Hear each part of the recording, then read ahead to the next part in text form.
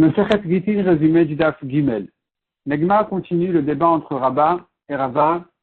Pour quelle raison le shaliach qui amène un guet doit dire le guet a été écrit et signé devant moi?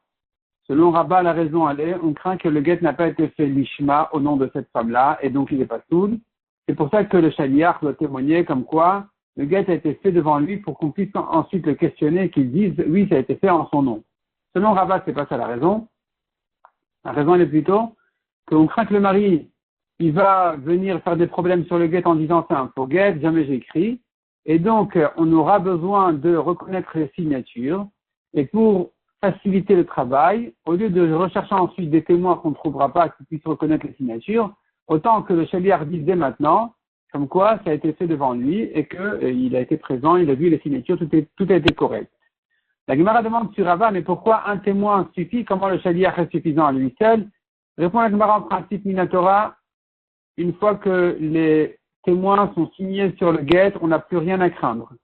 Simplement, les Chachamim m'ont dit que si le mari, il viendra remettre tout en question et faire des problèmes, on devrait chercher ensuite des témoins, donc autant lui faciliter le travail, et donc on va lui demander, on va exiger au shaliach de dire maintenant que c'était fait devant lui pour éviter ensuite les problèmes.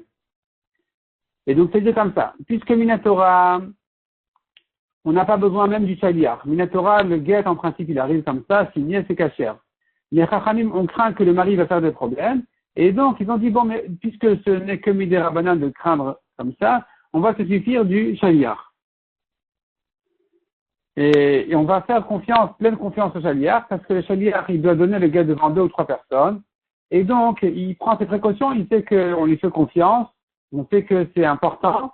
Il ne sait pas qu'il lui donne directement à la dame dans la main et puis il s'en va. Non, il sait que c'est une mission très importante et donc il fait attention à ce qu'il fait. La Gemara ensuite ramène la raison pour laquelle Rabba n'a pas dit comme Rava, Rava n'a pas dit comme Rabba. Chacun quelles sont ses déductions de la Mishnah et ses preuves. La Gemara ensuite, après tout ça, demande, selon Rabba qui a dit que il faut dire ça a été écrit et signé devant moi pour qu'ils disent ensuite l'ishma. Donc, pourquoi il doit dire et écrit et signé? Qui est le Tana qui pense qu'il faut, la question n'est pas pourquoi il doit dire que ça a été écrit et signé. Sur ça, la Gemara avait déjà répondu dans le débat ici que selon Rava, il y a une raison que pour ne pas confondre avec les autres shtarot, de dire que le shaliach est suffisant, alors que là-bas il faut 2 témoins. Et donc c'est pour ça que pour reconnaître, ils ont fait ici un siman, pour reconnaître de dire et ça a été écrit et ça a été signé. Mais pour Rabba qui dit que c'est une question de l'ishma, et que le shaliach veut dire ça a été écrit et signé devant moi, qui est le Tana qui pense comme ça qu'il faut que et l'écriture et la signature soient faites l'ishma? Selon Rabbi Meir, la signature est suffisante. Selon Rabbi Elazar, l'écriture est suffisante. Ils sont en marquette. Quel est l'essentiel du guet, l'écriture ou la signature? Mais aucun des deux ne pense qu'il faut et l'écriture et la signature. Rabbi Elazar qui dit l'écriture c'est l'essentiel, pour lui, même si le guet n'est pas signé du tout, il est caché l'echatchila, a priori sans problème. Même idée rabbanan n'est pas de problème. Donc comme qui pense notre Mishnah, répond la Gemara, notre Mishnah, elle est comme Rabbi Meir, qui a dit que l'essentiel c'est la signature. Minatora, un guet qui était écrit de Mechoubar la Karaka attaché à la terre, il n'est pas soul. Quand il a été signé attaché à la terre, selon Rabbi Meir. Mais quand il n'a été que écrit, pas signé, il n'y a pas de problème, Minatora. Mais les Chachamim, quand même, on dit que c'est pas soul.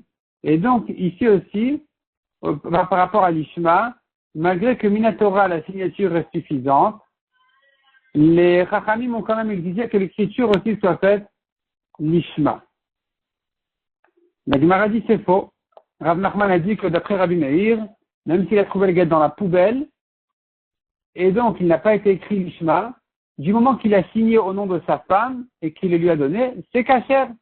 Donc ne dis pas ici que c'est Minatora c'est kasher, Midrabanan c'est pas tout, il faut aussi l'écriture l'ishma. C'est faux. Il ne nous faut ni l'écriture ni la signature. Donc le Gemara revient à Rabbi Elazar. Rabbi Elazar qui a dit que un guet est kasher s'il a été écrit, même s'il n'a pas été signé du tout, il est kasher complètement, même Idé Rabbanan, il n'y a aucun problème. Mais ça, c'est vrai que quand il n'a pas été signé. S'il a été signé, il faut qu'il soit signé correctement et l'ishma. Puisqu'ici, nous recevons un get signé, et que s'il n'a pas été signé l'ishma, il est pas soul, et c'est pire que s'il n'avait pas été signé du tout. S'il a été signé pas l'ishma, il est pas soul. S'il n'a pas été signé du tout pour Rabbi Elazar, il est kasher. Mais comme il est signé, on craint qu'il n'a pas été signé l'ishma, c'est pour ça qu'il faut que le Shagar dise ça a été fait l'ishma. Ça a été signé, donc je sais que ça a été signé devant moi, donc l'ishma. La Gemara dit ensuite, Ravashi dit, encore une réponse, il dit la Mishnah pense comme Rabbi Yehuda, qui a dit qu'il faut l'écriture et la signature. Minatora, il faut les deux. Il faut que le get soit détaché de la terre et quand on l'a écrit et quand on l'a signé. Tu ne peux pas écrire sur une branche, sur une feuille. Et donc, Minatora, il nous faut et l'écriture et la signature. C'est pour ça que le Shagar doit dire, ça a été écrit et signé devant moi.